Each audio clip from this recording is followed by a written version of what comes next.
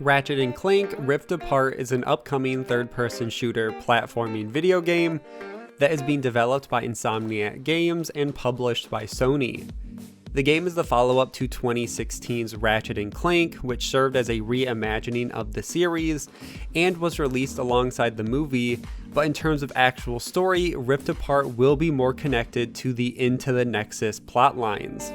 Rift Apart was revealed back in 2020 and is already set for a release sometime in early to mid 2021. Let's break down how the team is planning on taking advantage of the new hardware, the new weapon systems in-game, and when we can expect the game to release. As always, all the sources will be linked in the description below, so make sure to check those out and support those original writers. Also, follow me on Twitter at Fonct2. With that out of the way, let's get into everything we know about Ratchet and Clank Rift Apart.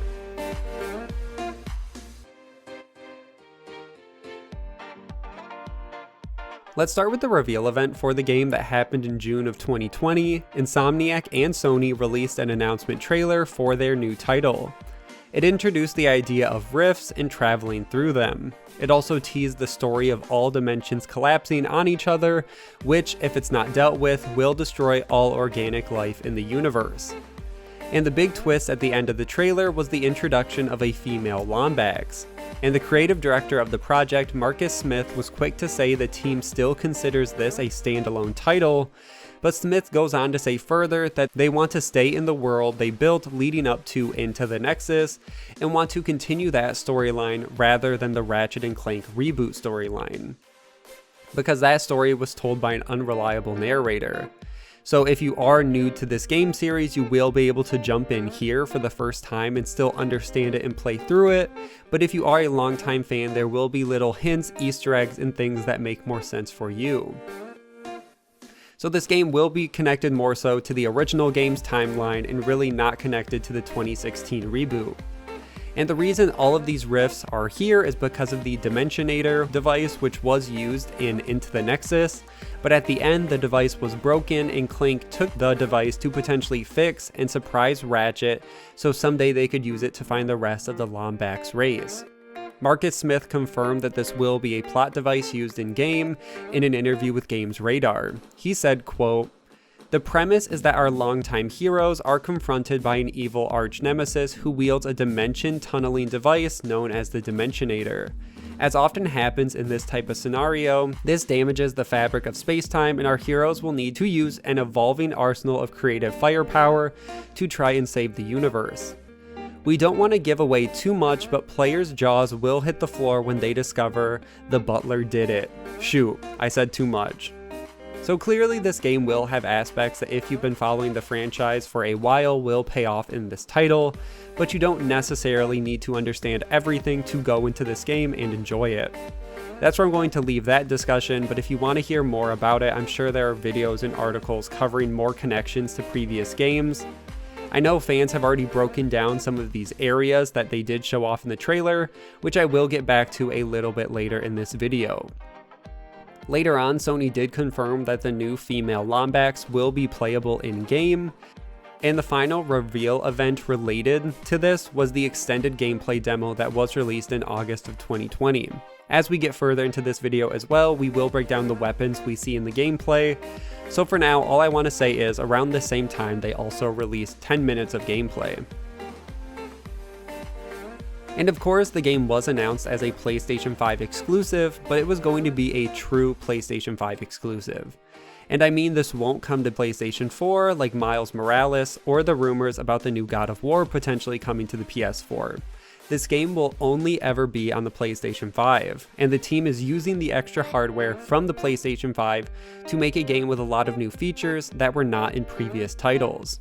The first being that the game will feature a 4K and HDR mode, that it's technically considered the visually enhanced mode, but there will be another option as well, which is a performance mode that ensures the game will run at a smoother FPS rather than focusing on sheer resolution, so it will give you a 1080p but 60 frames per second resolution, which is something we haven't seen in the Ratchet and Clank franchise in quite a few games. The team has also said because of the PlayStation 5's SSDs or solid state drives, it will effectively remove loading screens, and they describe described the transition as near instant in less than a second. And they mentioned that this is also only happens when traveling between planets, so once you're on a planet, it should be very seamless and you shouldn't see any stutters or lag between different areas on the same planet. But traveling between them, you will see a little bit, but still less than a second, so you really shouldn't notice and it shouldn't take you out of the immersion of the game. And of course, the team had to develop for the PlayStation 5's new controller and triggers. The team has said that the game will feature adaptive triggers from the controller, which will make each weapon have a unique response when using it in terms of vibration and feel of the weapon. One example of this, Marcus Smith described, was the Enforcer double barrel shotgun. Players can pull the trigger halfway to fire one of the barrels and hold it down all the way to fire both. And tension is felt on the trigger regardless of what playstyle is used. And the team closes out by saying they're also very proud of their sound designers using the 3D audio, which they say adds immersion to the game while playing through the different worlds and fighting different enemies. So depending on your home setup with sound, you can hear things behind you, to the side of you, up and below you. So it's really cool that they're really just trying to add as many features as possible and really make it an experience to play this game, more inclined to a cinematic experience than just a traditional game. Next, we can discuss the gameplay details that have been given about the title so far. The two main categories we will discuss are the weapons the team has shown off so far, and I will finally be circling back to the worlds we have seen in the trailer, plus other comments the team has made. So far, the team has shown off a few weapons we can expect in-game. The first weapon is the burst pistol, which does exactly what it sounds like. In the gameplay that was shown off, which is in pre-alpha, so everything is subject to change, the pistol works similar to guns we have seen in this world before, but this time the pistol fires acid bullets. In the same interview mentioned above with Games Radar, Smith said, quote, "Our burst pistol, for example, can be fired accurately by pulling the trigger up to a middle threshold, or you can pull through to go all out at the cost of accuracy. It's much more intuitive to have this secondary function directly on the trigger than to have players learn different buttons for it. It's that much easier for you to get into the flow of combat and execute advanced strategies without having to think of controls." Which once again calls back to different play strategies that will be available and are an option because of some of this new Sony technology, and I don't think players will think about it as much when playing, but they can get in a groove of knowing when to do a half pull versus full pull. Another new weapon is the Enforcer, which we did mention before, but this weapon is essentially a double barrel shotgun, but instead of traditional buckshot, the gun now shoots orange lightning bolts, and the barrels can be fired one at a time or both barrels depending on the number of enemies and situation. There's really not too much we have to say about this. It's similar to, once again, other guns that we have seen in the series, depending on how far you want to get back into the world. So let's just keep moving on. The next weapon is the Shatter Bomb, which is a grenade we will acquire relatively early into the game, and it creates a purple energy effect that will destroy enemies. And the final weapon the team has shown off is the Topiary Sprinkler, which is a sprinkler as the name says, and it shoots waters at enemies that makes plant life sprout over the enemy where the water hit them, and finally turns the enemy into a hedge essentially, or just a full plant, which is definitely one of the more unique and zany weapons we have seen so far. And I want to close out by saying, of course, there will still be more new weapons we haven't seen that the team hasn't shown off yet. We'll still have the Omni Wrench, which is a constant through all the games. And I expect a lot more surprises as the team gets closer to release and once we have the game and can start playing around with it. And finally, moving on to some of the worlds we will see in-game, one of the most quoted responses from Insomniac is when they announced the game. They said this game will take players to never before seen planets, but also alternate dimension versions of old favorites. GameXplain has a great trailer breakdown where they take their best guesses at all the planets and dimensions we see in the announcement trailer. And the team over there, I think, understands a lot of this world and really did their research when trying to understand which worlds they showed off in the trailer. They think the first area we see is Sargasso from Tools of Destruction, and then they think we transition to Torin 4, which is a planet from A Crack in Time, And then we go to Kerwin, which is the cityscape planet from Ratchet and Clank 1. And then we go back to Torn 4, but this time during the day and a slightly different angle. And then we go to this kind of futuristic city, which some have speculated to be Canal City or potentially something completely new. And then finally we end on Ordolis, which is from Tools of Destruction. Obviously these are just guesses and it doesn't mean that these are right, but at least some seem likely given Insomniac teasing that we will be seeing returning worlds, so it makes sense that they could be going all the way back to some of these game worlds we haven't seen since Ratchet and Clank 1. The game director Mike Daly said about the trailer, quote, "All those worlds that you're traveling through during those sequences are real, fully fleshed out worlds that you could just stop and play in under other circumstances." And it's a small quote, but once again it all sounds great. The team over at Insomniac really knows how to make great games, and it should be exciting to see how this game turns out.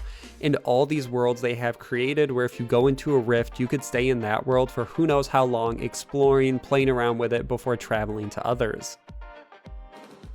And all of the worlds, gameplay, and interviews are interesting, but the biggest question people still have been asking this entire time is what about the release of the title? At first, the team was saying that the game was launching sometime within the PS5 launch window, which really doesn't mean anything because who knows what Sony considers the PS5 launch window. It really could be any time.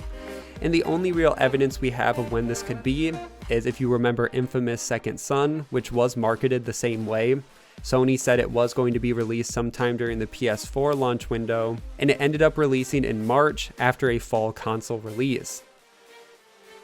So we could see the game potentially in March or before March, but then in November, Sony released a PlayStation 5 launch trailer and it included moments from Rifts Apart, and the small text at the bottom of the screen said the anticipated release for Ratchet and Clank is expected sometime in the first half of 2021. So technically that broadens it out a little bit more and could explain why we haven't seen marketing start to pick up. They could be waiting for a more summer release, really, and it would still technically fit within the PS5 launch window just because we aren't sure when that really is. So what should we expect from Ratchet and Clank Rift Apart in the next year? Well, for one, we can for sure expect a release. It makes sense Insomniac is trying to space out their releases after their recent fall release for Spider-Man Miles Morales, and their games are usually a pretty big push for Sony and PlayStation consoles.